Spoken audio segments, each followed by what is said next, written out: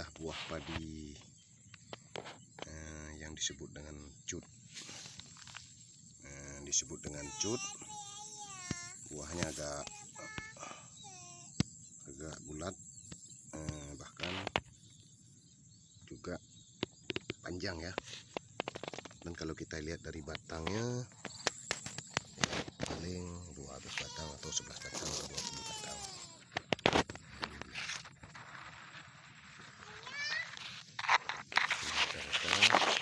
Yang memang padi bisa kita katakan bahwa ini tidak unggul ya.